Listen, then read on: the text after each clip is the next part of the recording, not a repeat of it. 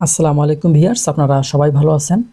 আজকে আমরা এই অল্প জায়গার ভিতরে দুইটা বেডরুম, একটা কিচেন রুম, একটা টয়লেট, ডাইনিং কাম ড্রয়িং এই বাড়িটির আমরা ডিজাইন দেখব এবং সেই সাথে বাড়িটির সম্মুখ দৃশ্য এবং সাইড দৃশ্য সহ এই বাড়িটি তৈরি করতে কত টাকা খরচ হবে আমরা ধাপে ধাপে জানব।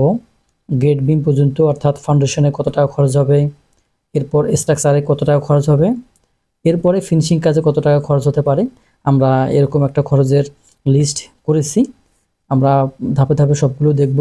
তো আমাদের এখানে লেখা আছে যে 1 স্টোরেড রেসিডেন্সিয়াল বিল্ডিং, অর্থাৎ এটা একতলা বিল্ডিং হবে।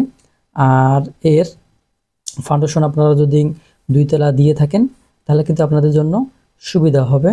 পরবর্তীতে আপনারা এর উপরে আর একতলা করতে পারবেন। তো যাই হোক, আমরা এখন বিস্তারিত জানব। তো আমি প্রথমেই যে কাজটা করব, অর্থাৎ যে জিনিসটা দেখাবো, যে আমার এই সিঁড়ির নিচেই কিন্তু মেইন গেট হবে। এই বিল্ডিং বাড়িটি ভিতরে যাওয়ার জন্য এখানে মেইন গেট হবে। এই গেটটা থাকবে কেসি গেট, এরপরে কেসি গেট বা কলাপসিবল গেট। আর আমাদের এখানে এই বিল্ডিং বাড়িতে মাত্র 9টি কলামের উপরে এই বিল্ডিং বাড়িটি অবস্থিত। কলামগুলো আগে দেখাই আপনাদের, 1 2 3 4 5 6 7 8 9, এই মাত্র 9টি কলামের ভিতরে এই বাড়ির ডিজাইনটি করা আছে। এর দৈর্ঘ্য হচ্ছে 27 ফিট 3 ইঞ্চি বাই 24 ফিট 8 ইঞ্চি। এখানে 2টি বেডরুম, এই বেডরুমের সাইজ দেওয়া আছে 13 ফিট বাই 12 ফিট, এদিক দিয়ে 13 ফিট, এদিক দিয়ে 12 ফিট। অনুরূপভাবে এখানেও এদিক দিয়ে 13 ফিট এবং এদিক দিয়ে 12 ফিট। এরপরে এখানে কিচেন রুম আছে, এই কিচেন রুমের সাইজ হচ্ছে 6 ফিট বাই 7 ফিট। এর সাথে যে টয়লেট আছে, অর্থাৎ এই টয়লেটটা কমন করা আছে, যেহেতু এখানে 2 রুম, এই দুই রুমের কারণে কমন টয়লেট ব্যবহার করা জরুরি, এই জন্য কমন টয়লেট দেওয়া হয়েছে। আর এই টয়লেটটা হচ্ছে 6 ফিট বাই 4 ফিট, এদিক দিয়ে 6 ফিট এবং এদিক দিয়ে 4 ফিট। যেহেতু জায়গা অল্প সেহেতু কিন্তু এখানে 6 ফিট বাই 4 ফিট দেওয়া আছে। যদি আপনারা এই জায়গাটা যেহেতু ডাইনিং প্লাস ড্রয়িং, এখান থেকে এই অংশটা হচ্ছে 12 ফিট 7 ইঞ্চি বাই এখান থেকে এটা 11 ফিট 5 ইঞ্চি। আপনারা যদি এই 12 ফিটের জায়গায় 1 ফিট এদিকে বাড়িয়ে দেন তাহলে কিন্তু 7 ফিট বাই আপনার 4 ফিট একটা কি হবে, এই টয়লেটটা হবে। সেই সাথে এখানেও 1 ফিট বাড়তি হবে। তো যাই হোক, এই জিনিসগুলো আপনাদের ইচ্ছা মতো বা আপনাদের চাহিদা মতো করে নিতে পারবেন।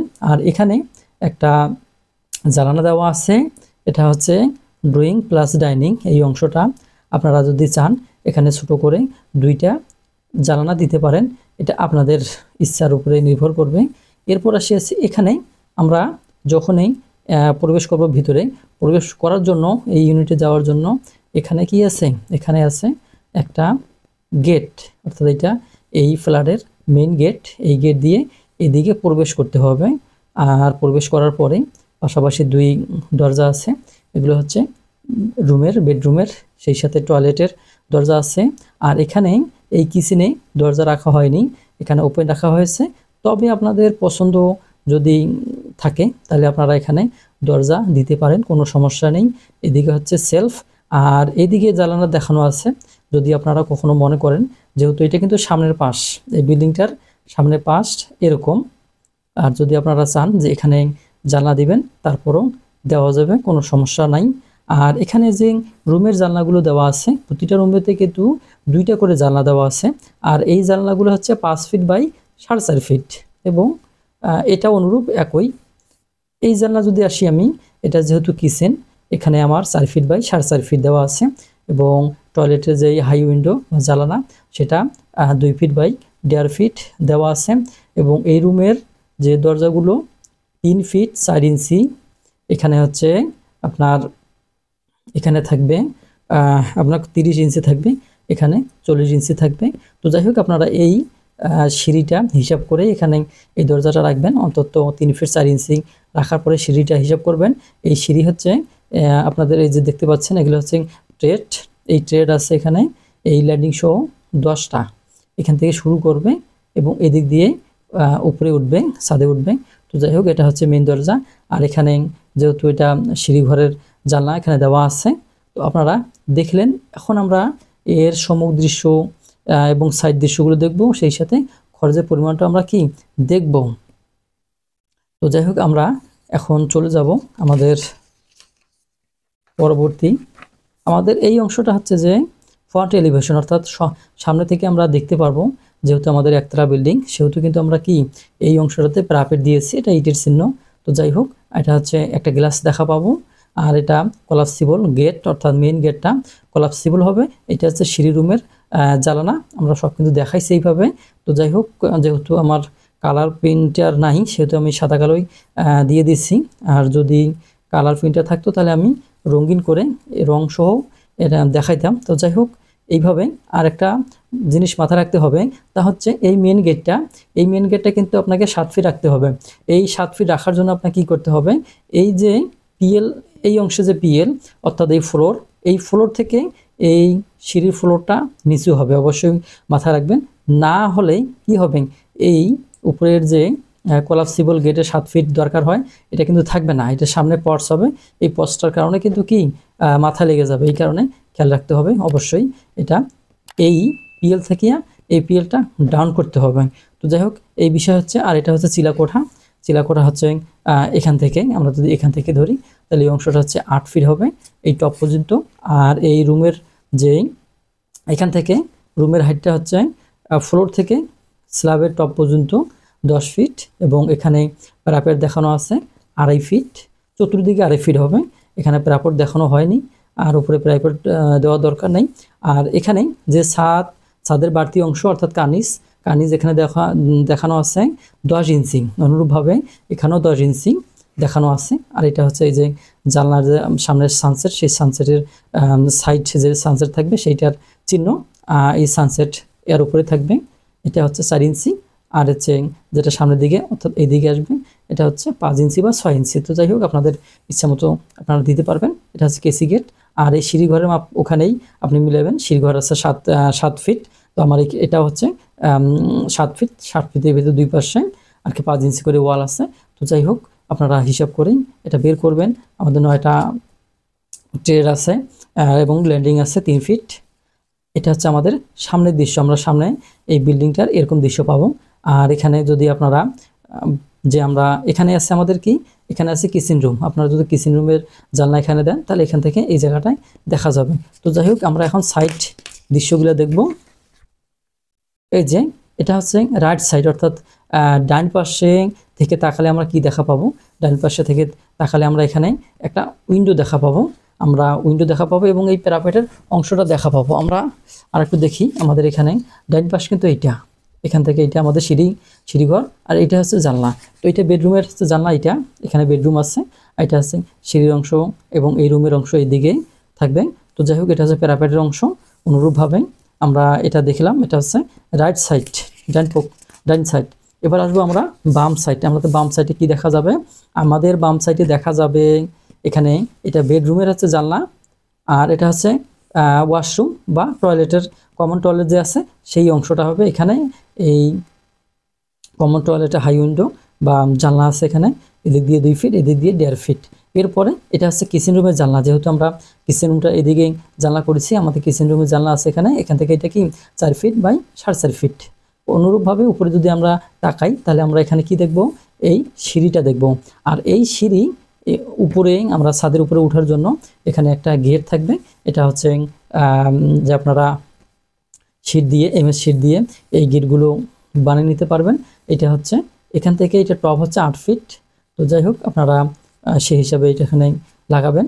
এরপরে আমাদের এই অংশটা, এটা হচ্ছে প্রাইভেটের অংশ। আমি আগে বলছি যে প্যারাপেট আমাদের 2.5 ফিট রেখেছি। আমাদের এটা হচ্ছে লেফট সাইড। তাহলে আমরা লেফট সাইড রাইট সাইড দেখলাম। এখন আমরা খরচের পরিমাণটা দেখব, আমাদের কোন কাজটা করতে গেলে কত টাকা খরচ হবে আমরা সেটা দেখব। এখানে আমি লিখেছি যে এস্টিমেট কস্ট, আমরা এই ফাউন্ডেশনটা 1 স্টোরি রেসিডেন্সিয়াল বিল্ডিং দেব।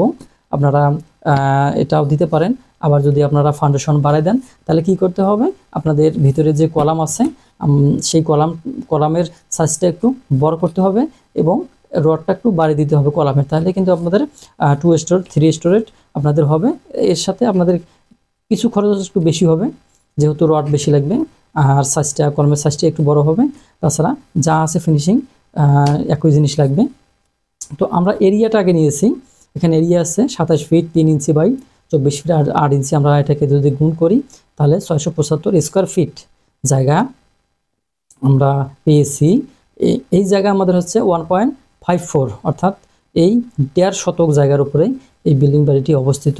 এর ফাউন্ডেশন খরচ, আপনারা যদি ফাউন্ডেশন খরচ করতে যান, এটা হচ্ছে এই ফাউন্ডেশন খরচ। এখানে এই খরচটা শুধুমাত্র 2 তলার দেখানো আছে, আপনারা একতলা করতে পারেন। তো যাই হোক, আমি এখানে এই খরচটা হচ্ছে 2 তলার জন্য, যেহেতু আমরা একতলা করব কিন্তু ফাউন্ডেশন দেবো 2 তলা, আমরা 2 তলার খরচটা এখানে নিয়েছি। তাহলে 3,35,000 টাকা আপনাদের এই ফাউন্ডেশন খরচ বাবদ লাগবে। এবং কাস্টিং খরচ যদি আসি, আমি কাস্টিং খরচ হচ্ছে আপনার কলাম, বিম, স্ল্যাব এগুলো ঢালাই বাবদ যে খরচগুলো আসে, সিমেন্ট, বালি, খোয়া, লেবার খরচ ইত্যাদি যেগুলো আসে, এগুলো খরচ পড়বে আপনাদের 4,20,000 টাকা খরচ পড়বে। এবার আসি ফিনিশিং কাজ, যদি আপনারা এটা কমপ্লিট করতে যান তাহলে আপনাদের কত খরচ পড়বে। ফিনিশিং কাজের ভিতরে কী কী থাকবে? ব্রিক ওয়ার্ক অর্থাৎ গাঁথনি কাজ, প্লাস্টারের কাজ, সিলিং প্লাস্টারের কাজ, দরজা, জানলা, রং, টাইলস, স্যানিটারি, ইলেকট্রিক্যাল এবং অন্যান্য যেগুলো থাকবে, অনেক সময় ফল স্ল্যাব, রোফ ওয়াল যাই থাক না কেন, সব মিলে কিন্তু আপনাদের খরচ হবে 4,75,000 টাকা। এই হলো খরচের হিসাব। এরপরে নিচে এখানে টোটাল করা আছে সবগুলো মিলে 12,30,000 টাকা খরচ আছে। তবে এই খরচটা আমি বারবারই বলে থাকি যে জায়গা এবং সময়ের উপরে এই খরচটা নির্ভর করে। অর্থাৎ যেহেতু আমাদের এই ম্যাটেরিয়ালস দিয়েই এই কাজগুলো করা হয়, আর এই ম্যাটেরিয়ালসের দাম কিন্তু এক এক সময় এক রকম থাকে, অর্থাৎ মিনিটে মিনিটে বা রাতারাতি এই রেটটা চেঞ্জ হয়ে থাকে। এই রেটটা চেঞ্জ হয়ে থাকলে আপনাদের এস্টিমেটের সাথে মিলবে না। তবে আপনারা এটা দেখে ধারণা নিতে পারেন যে আমার এত টাকা খরচ হতে পারে, আমি সেই হিসেবেই নামবো, এর থেকে প্লাস ম্যানেজ হবে, আপনারা জানেন। আর এস্টিমেট হচ্ছে সম্ভাব্য ব্যয়, অর্থাৎ কোনো ইঞ্জিনিয়ার, কোনো হেডমিস্ত্রি বা যে কোনো হোক না কোনো কেউ একুরেট আপনাকে খরচ হিসেবটা দিতে পারবে না, যেহেতু এস্টিমেট মানে কি, এস্টিমেট হচ্ছে সম্ভাব্য পরিব্যয়। এই কারণে আপনারা শুধু আইডিয়া নিতে পারেন। তো যাই হোক, আজকের মতো ভিডিও আমি শেষ করব। অবশ্যই চ্যানেলে নতুন হয়ে থাকলে চ্যানেলটি সাবস্ক্রাইব করবেন এবং এই ভিডিও সম্বন্ধে বা কনস্ট্রাকশন সাইট সম্বন্ধে যে কোনো প্রশ্ন আমার যে কোনো ভিডিওতে করতে পারেন, আমি সেটার সময় মতো উত্তর দেব। তো আপনারা ভালো থাকেন, সুস্থ থাকেন, আল্লাহ হাফেজ।